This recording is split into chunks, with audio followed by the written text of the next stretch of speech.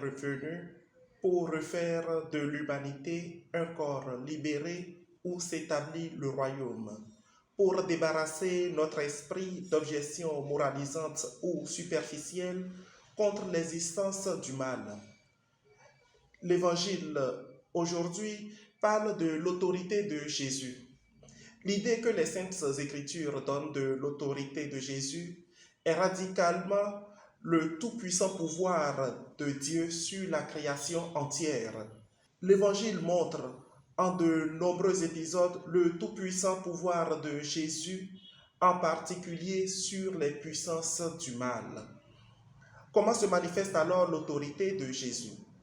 Si nous réfléchissons à cette question, nous voyons apparaître un contraste. D'une part, nous constatons que l'autorité de Jésus sur les puissances du mal s'exerce de manière de plus en plus implacable. Par contre, d'autre part, nous voyons cette même autorité de Jésus peser de moins en moins sur l'homme et se transformer en service. Jésus exerce donc son autorité sur les démons en les dépossédant de leur usurpation. L'homme de la synagogue de Capharnaüm est tourmenté par un esprit mauvais qui le tient en sa possession. Nous touchons ici à un mystère dont le nœud est la croix et la résurrection. Le début de la vie publique révèle le trajet de Jésus qui va de la crèche à la croix et à la résurrection. Et durant tout ce trajet, Jésus dépossède les puissances du mal de leur domination sur l'homme. Rappelons-nous que la création est faite d'un ensemble de créatures personnelles et impersonnelles.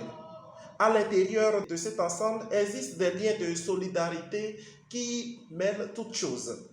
En effet, la création personnelle est douée de liberté et de volonté. Les anges et les hommes sont dotés de liberté et de volonté.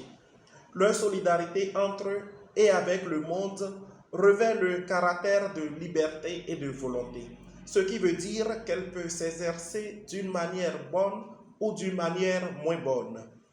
Une solidarité qui se vit dans le sens d'une décision mauvaise devient à l'égard des autres une domination méchante.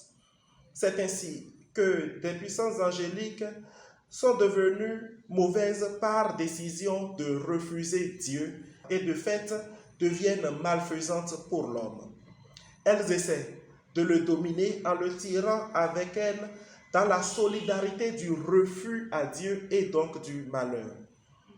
Même heureusement, le Christ est venu délivrer l'homme, se faisant avec l'humanité solidaire, d'une solidarité supérieure et d'une solidarité pleine de grâce.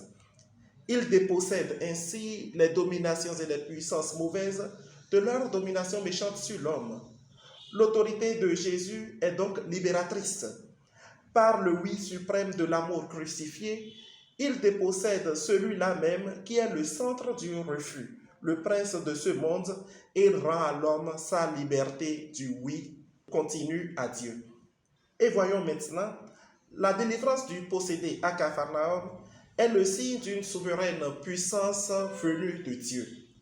Cette puissance libératrice est mise au service de l'homme.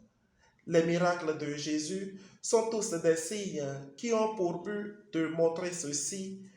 Jésus, avec la puissance de Dieu, vient restaurer la dignité de l'homme et lui offrir, par le chemin de la foi, l'accès à la dignité des enfants de Dieu. Mais en cela, Jésus ne contraint pas l'homme. Il ne lui impose pas la foi par la voie autoritaire et il ne lui impose pas la foi par des impératifs. Son autorité est une autorité de proposition et non d'oppression. Il ne pourrait peser sur la conscience humaine, mais au contraire, il la libère.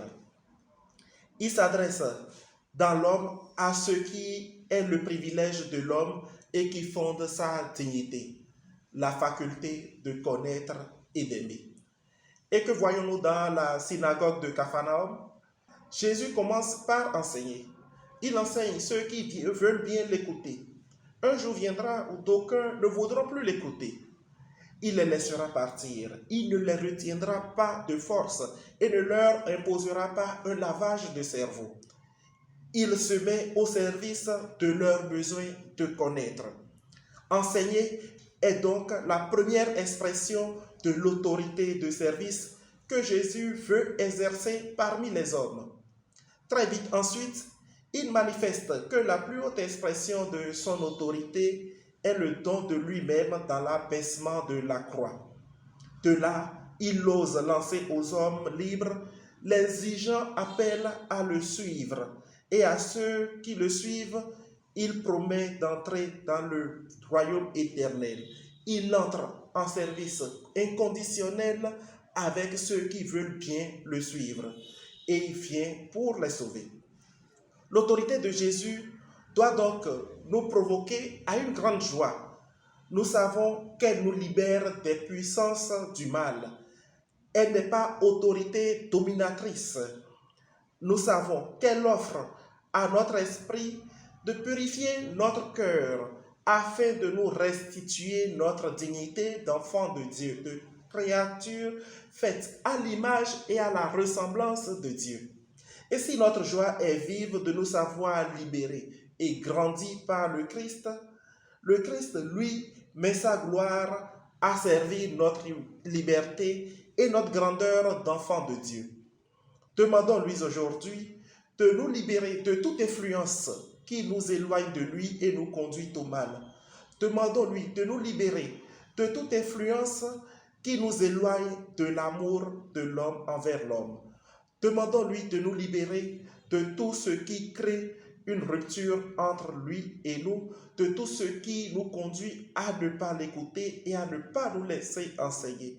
Et demandons-lui de nous libérer, de libérer l'humanité de toutes les puissances et dominations du mal. Amen.